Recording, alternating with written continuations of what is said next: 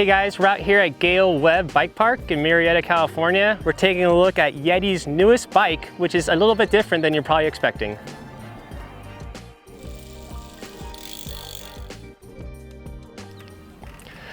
So a lot of you have probably heard the expression that 26 is dead. And it really is true except for dirt jump bikes nowadays. Most trail bikes, downhill bikes, cross-country bikes, they're all either 27 5-inch wheels or 29-inch wheels. And now, if you look at the industry as a whole now, you might even start to say 27.5 is dead. A lot of companies have started doing full 29 lineups as well as turning a lot of their bikes into mullet bikes that used to be 27.5 bikes. So I have to give my, tip my hat to Yeti for still sticking with the full 27.5 bike. It's, not exactly where the industry is trending, but these bikes serve a great purpose, which is for those riders that love to have fun and don't necessarily prioritize speed and rollover.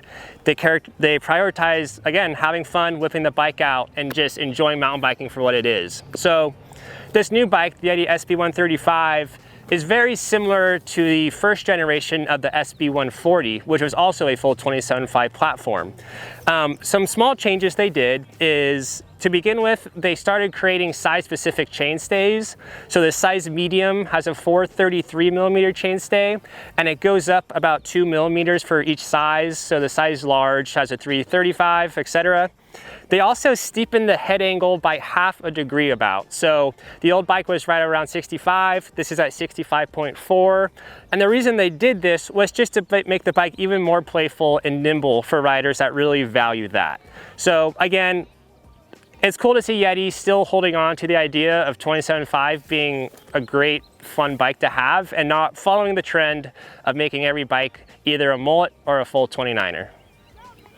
So as you could probably guess, as the name implies, being the SB135, this bike has 135 millimeters of rear travel, and this is actually the lunch ride version, so it has a 160 36 fork on the front.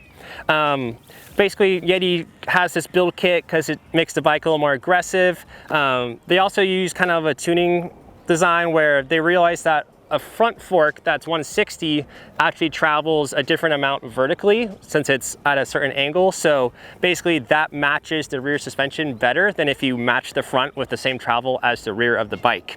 So that's a lot of the reason why they kind of have their bike set up the way they do. So if you're familiar with the rest of Yeti's current lineup with the SB160 and the SB140 that now has 29-inch wheels, this bike has a lot of the same features as those new models. They kind of redesigned the main front triangle of the frame where this main rocker link is now actually tucked inside the frame instead of being external. The bike still uses Yeti's Switch Infinity system, which they've been using for years. It provides, great support while climbing, but also excellent, small bump sensitivity while descending and good support, mid-stroke support while descending as well. So, really a great design for any type of bike, especially a playful bike like this. So again, if you're one of those people that loves just to mess around and have fun, this 27.5 front and rear bike, which is becoming a rarity these days, is really an excellent choice for you. So I grew up dirt jumping the first 10 years I rode bikes. It wasn't even till 2016 that I started riding trail bikes. And because of kind of my background, I really loved full 27.5 bikes because it gives you that playful feel that reminds you of dirt jumping. So bikes like this are great where you can ride the bike park, like ski resort, lift access stuff.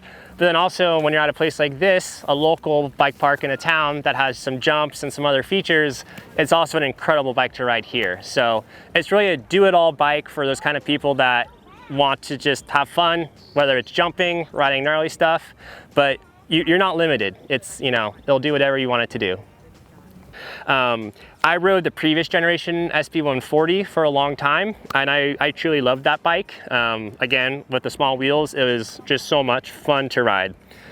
Now, kind of moving into the actual model, this is their highest level spec for this SB135. It comes with a TURQ frame, and if you're unfamiliar with TURQ frames, they are basically a higher modulus carbon. So the layup of the carbon itself is a little bit different, where it's lighter but still as stiff and strong and and it's a little thinner. So basically with a TURQ frame compared to the normal standard carbon frame, it's just as stiff, just as durable. It's just a little bit lighter because the actual material is thinner. So it basically gives you the best ride characteristics that you can get. This bike also comes with Eagle, the SRAM's new T-type Eagle transmission, which is their newest 12-speed that uses that direct mount derailleur, providing it with incredibly smooth shifting, and it's also very strong and very hard to damage. So you get great shifting and a very durable setup. So as you can see, this bike is kitted out with everything you could possibly want. Factory Fox suspension front and rear, SRAM Code RSC brakes, really all the newest trick gadgets.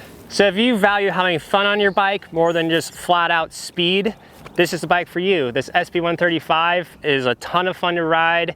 It's available now at Jenson USA. So if you're interested, go to the website, check them out. And until then, keep pedaling.